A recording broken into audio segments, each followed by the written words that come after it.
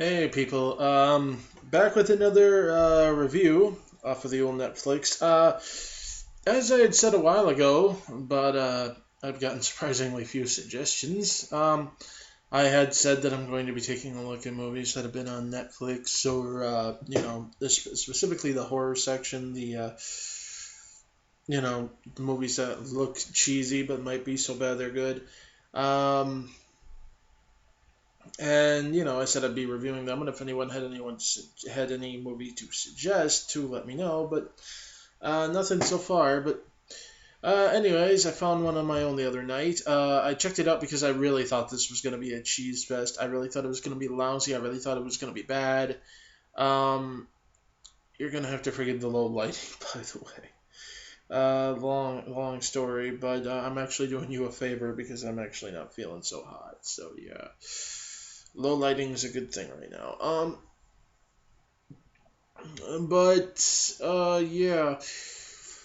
A movie called Grave Encounters. I clicked on it because I really thought this was going to be cheesy. I thought it was going to be bad. I thought it was going to be a really lousy, generic ghost movie that turned into a gore fest. Because for some reason, for a movie about ghosts or whatever, there sure is a lot of gore in some of these ghost films. Especially the low budget, straight to video type movies. So I figured, hey, I'll check it out. And this is going to be a short review because I'm considering watching the sequel because I've heard a lot of. I checked the reviews after I watched the movie, and while the first one seems to get some. Well, I'll explain when I get there. Anyways.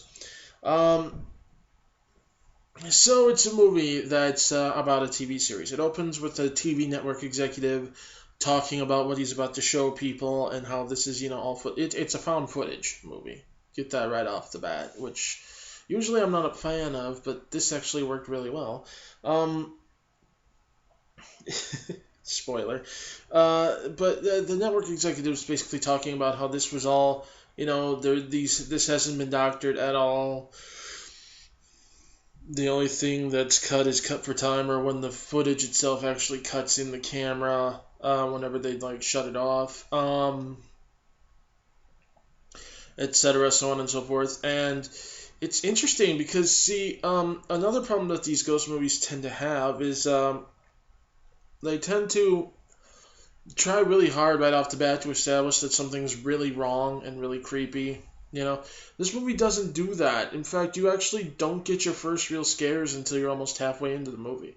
I know that's something that's probably going to upset a lot of people, but honestly, as Alfred Hitchcock once said, terror does not come from the bang of the gun, but the anticipation of it. In other words, it's not, throw this, throw this, throw this. You build it up. You build up the suspense. You build up the creep factor. They do establish that this is a very creepy building. They give you a lot of backstory as to, the horrible things that happened there in the past, so on and so forth. And I think they did a really great job. I really do. Um,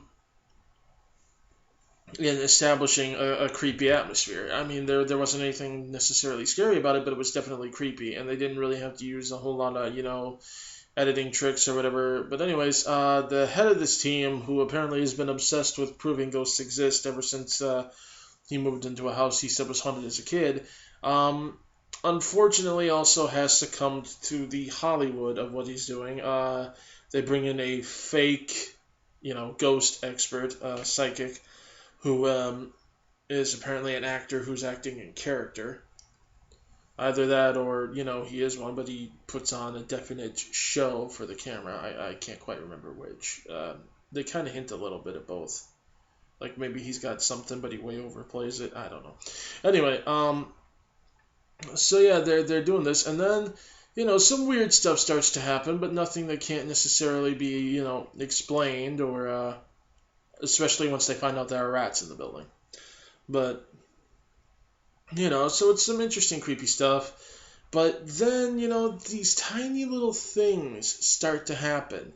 This weird stuff. And, so they're locked inside the building, and this weird stuff starts happening, and they contact their guy outside, but for some reason they can't get a hold of him now.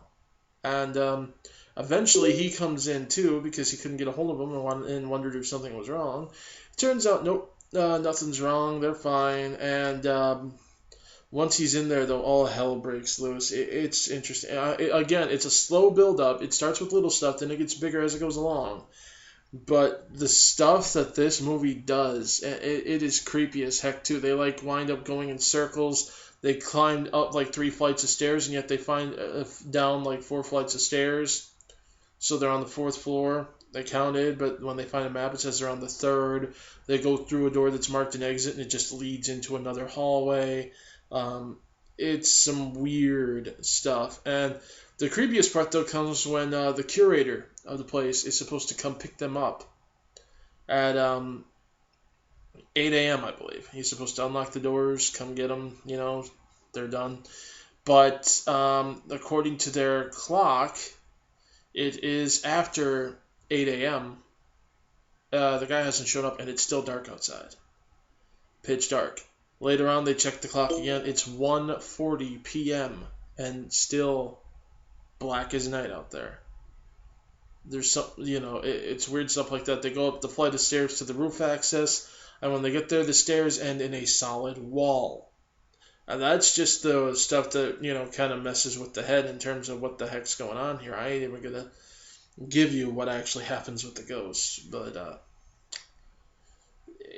it's actually very well done. I expected it to be really cheesy and really, maybe so bad it's good, get some laughs out of it, but no, it actually managed to set up a creepy atmosphere and be genuinely scary at times. So that's actually, I was pleasantly surprised this time. So there's that.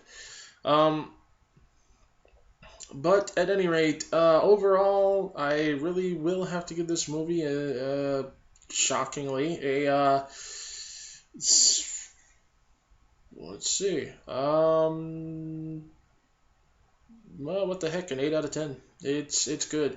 It's not like terrifyingly good, but it's also, maybe it's my low expectations. So for safety's sake, 7.5, I think, probably. But yeah, it's surprisingly good. If you haven't seen it, feel free to check it out. I'm considering, reviewing the sequel after this because, I kind of want to do a little bit of a comparison of the two because I've heard some very disreputable things about the sequel, including that it literally lifts footage right out of the first movie and just like dubs it over to try to make it seem like it's happening to these guys and save money on the budget.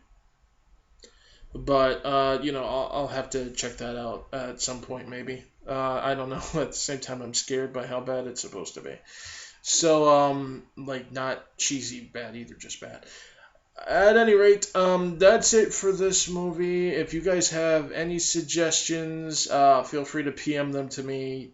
I will at least look at them. I may or may not review them, but I'll at least give them a look.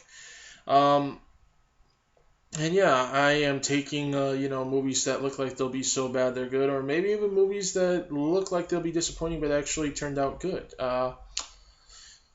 So, any of you guys have anything like that, feel free to send it my way. Oh, gosh. And I will catch you guys later. See ya.